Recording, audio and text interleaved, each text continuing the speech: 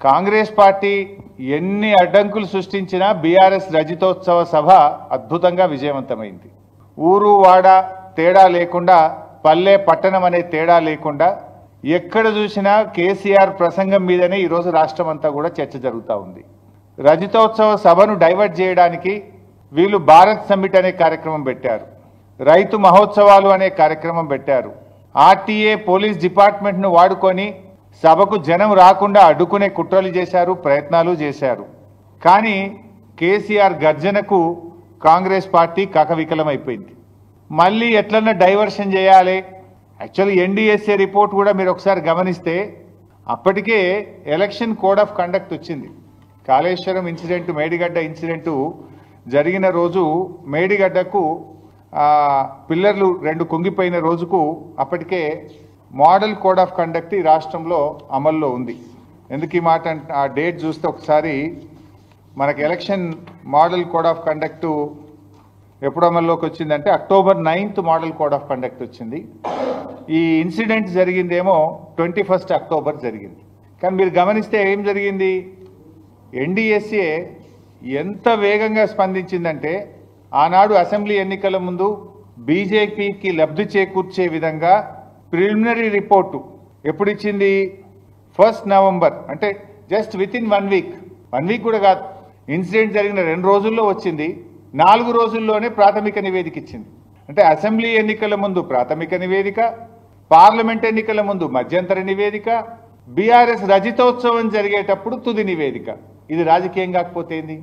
నేను ఇంకో మాట అడుగుతున్నా.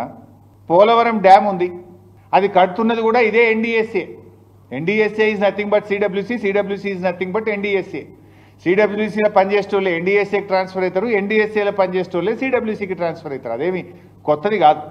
అయితే మరి అదే ఎన్డీఎస్ఏ ఆధ్వర్యంలో కడుతున్న పోలవరం ప్రాజెక్టులో డయాఫ్రేమ్ వాల్ కానీ గైడ్ వాల్ కానీ కొట్టుకుపోయినాయి, కుప్పగూలిపోయింది పోలవరం ప్రాజెక్టు. మరి ఇప్పటి వరకు ఎన్డీఎస్ఏ ఎందుకు పోలవరం ప్రాజెక్టు విజిట్ చేయలేదు?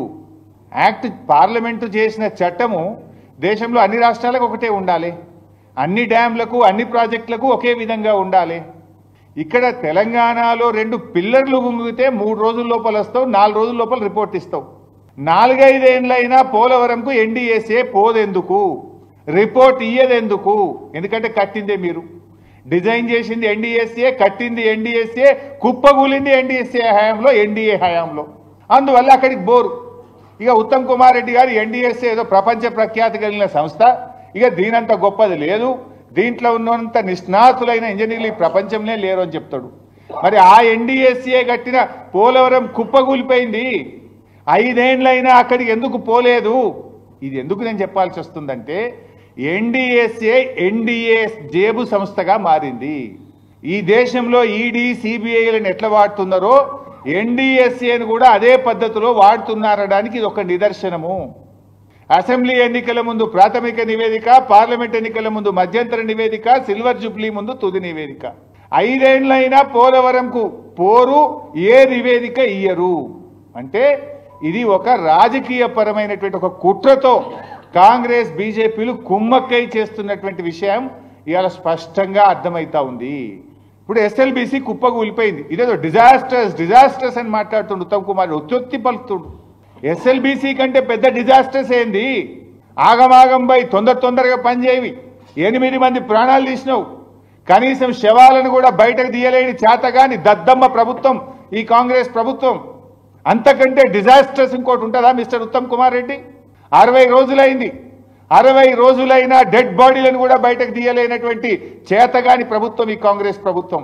మీరు వచ్చినాక ఖమ్మం జిల్లాలో పెదవాగ్ కొట్టుకుపోయింది, సుంకిశాల కుప్పగూలింది, పాలమూరు ఎత్తిపోతల పథకంలో వట్టెం పంప్ హౌస్ నిండా మునిగిపోయింది, ఎస్ఎల్బీసీ టనల్ కూలిపోయి 8 మంది ప్రాణాలు బలిగొన్నావు నువ్వు.